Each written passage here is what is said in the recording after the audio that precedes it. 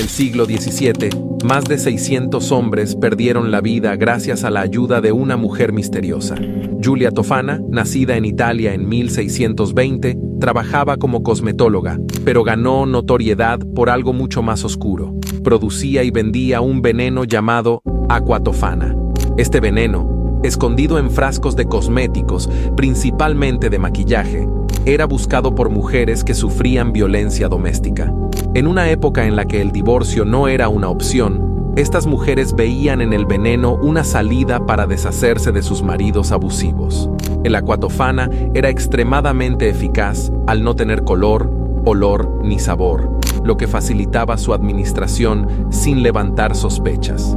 Sus efectos incluían síntomas como debilidad, malestar, diarrea y vómitos, afectando directamente al sistema nervioso. La operación secreta de Giulia duró años, hasta que en 1659 algunas de sus clientas fueron interrogadas y revelaron que ella era la responsable de distribuir el veneno. Giulia y sus cómplices fueron arrestadas y, posteriormente, ejecutadas. Aquí tienes un ejemplo de los estándares de belleza en la Edad Media. Imagina estar exactamente en esa época, tratando de encajar en estos peculiares estándares de belleza. El primer paso es tener una frente grande. Si no la tienes, bueno, las mujeres solían afeitarse 2 cm alrededor de la cabeza para aumentar el tamaño de la frente. Cuanto más grande la frente, más sensual era considerada la mujer. El cabello también tenía su importancia. Cuanto más largo, mejor. Ya se mencionaban las extensiones de cabello, aunque la iglesia no las apoyaba, alegando que eran uno de los pecados. El color de cabello más deseado era el color lino. Para alcanzarlo, las mujeres mezclaban orina de cabra con azafrán, lo aplicaban en el cabello y se quedaban horas al sol hasta que finalmente se secaba. Las pestañas se arrancaban con pinzas y las cejas se afeitaban completamente con cuchilla para mantenerse en el más alto estándar de belleza. El cuerpo ideal era robusto, ya que cuanto más corpulento era alguien, más rico se le consideraba, pues esa estatura física demostraba tener recursos para comprar mucha comida. Debido a la precaria higiene, las personas llevaban sacos con hierbas, algo parecido a té, y dejaban estas hierbas en el cabello y también debajo de los brazos para mejorar el olor. ¿Sabes cómo manejaban la menstruación en la Edad Media? En esos tiempos, las mujeres usaban un paño que solían lavar y reutilizar, y se mantenía en su lugar con un tipo de cinturón. Sin embargo, a veces, el paño se caía en momentos inesperados. El color rojo era muy utilizado en la ropa para disimular las manchas de sangre. Se decía que cuando una mujer estaba menstruando, era porque estaba enferma. También creían que la sangre era venenosa y tóxica, y los hombres temían asociarse con sus esposas durante esa fase. Con el consentimiento de las esposas, los hombres se acostaban con otras mujeres, y las esposas lo aceptaban para no perder a sus maridos. Diversos métodos fueron documentados para intentar inducir o regular la menstruación. Algunos de esos métodos incluían el uso de hormonas específicas, tónicos o mezclas que supuestamente limpiaban el útero. Y como estas prácticas prácticamente no tenían ninguna base científica, terminaban perjudicando su salud de una manera bastante complicada. El controvertido enigma de la Edad Media. En 1284, la ciudad de Hamelin fue asolada por una gran plaga de ratas. Durante esta crisis, un hombre se presentó como especialista en exterminio de plagas y ofreció una solución definitiva. Los ciudadanos acordaron pagar una moneda por cada rata capturada y muerta. El cazador aceptó la propuesta y tomó su flauta para atraer a las ratas hacia el río Weser, donde todas se ahogaron. A pesar del éxito, los habitantes se negaron a cumplir con su parte del trato, alegando que el hombre no había presentado pruebas suficientes de las muertes. Indignado, el hombre abandonó la ciudad, pero regresó poco tiempo después. Durante una misa, tocó su flauta nuevamente, pero esta vez, su melodía atrajo a 130 niños del pueblo, quienes lo siguieron como si estuvieran hipnotizados. Vestido con ropa colorida, el flautista condujo a los niños fuera de la ciudad. Ninguno de ellos fue visto nunca más, y su paradero sigue siendo desconocido. Hasta el día de hoy, la desaparición de los niños y el misterio en torno al flautista de Hamelin continúan siendo un enigma inexplicable. La emperatriz que era adicta a las relaciones íntimas. Catalina la Grande fue una emperatriz de Rusia famosa no solo por su poder y liderazgo, sino también por su intensa vida amorosa y sus numerosos amantes. En su diario, llegó a escribir que no podía pasar ni 60 minutos sin tener relaciones. Tenía muchos amantes, y algunos eran considerados sus favoritos, tanto que recibían salarios, como si fuera un tipo de empleo. Cuando se cansaba de uno, él era generosamente recompensado, recibiendo indemnizaciones que incluían dinero, propiedades e incluso sirvientes. Para ser aceptado como nuevo amante, el candidato pasaba por un riguroso examen médico y luego por una evaluación íntima realizada por una condesa para asegurarse de que fuera apto. Solo después de todo el proceso finalmente era presentado a Catalina.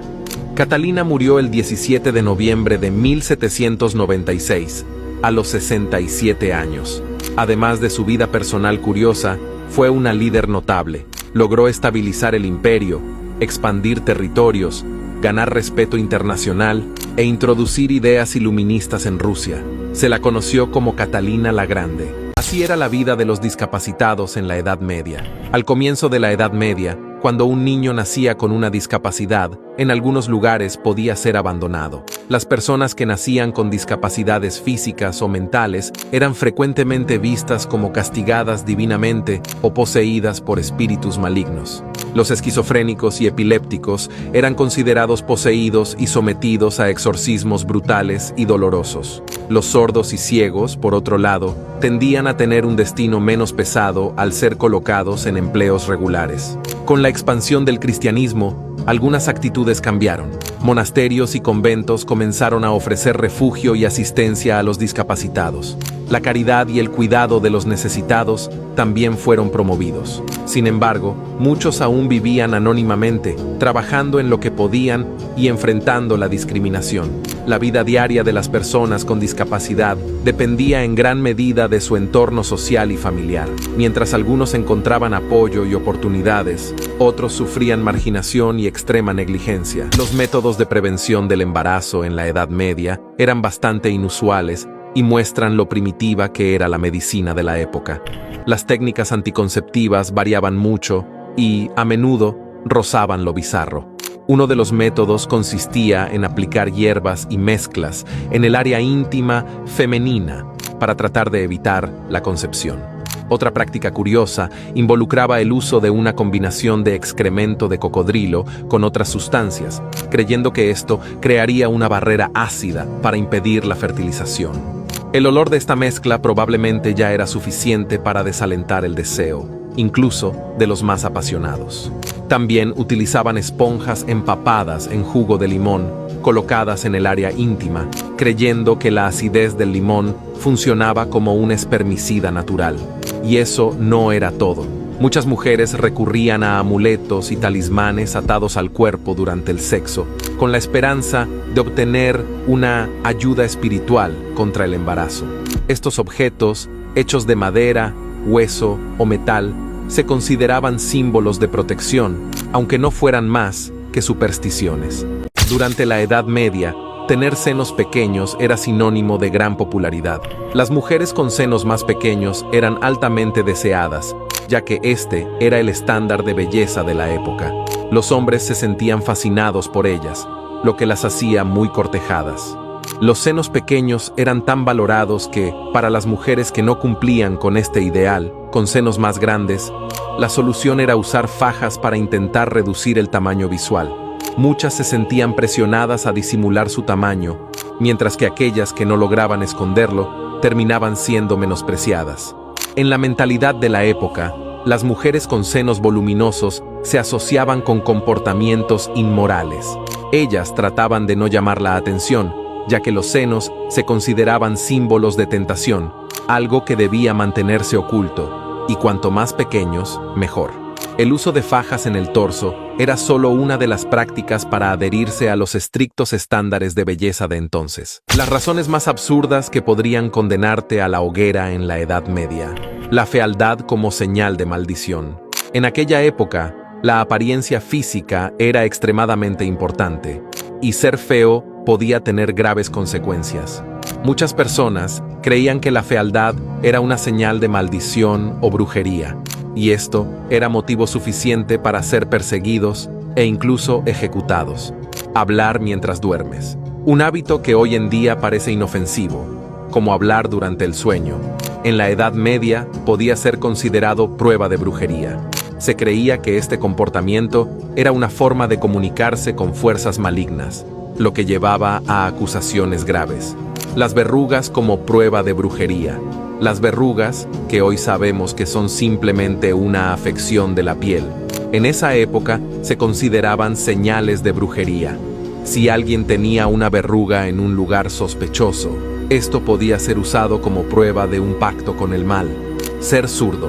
Otra creencia absurda involucraba a los zurdos. La mano izquierda estaba asociada con el lado del mal, y las personas que realizaban tareas cotidianas con esa mano a menudo eran vistas con desconfianza y acusadas de brujería.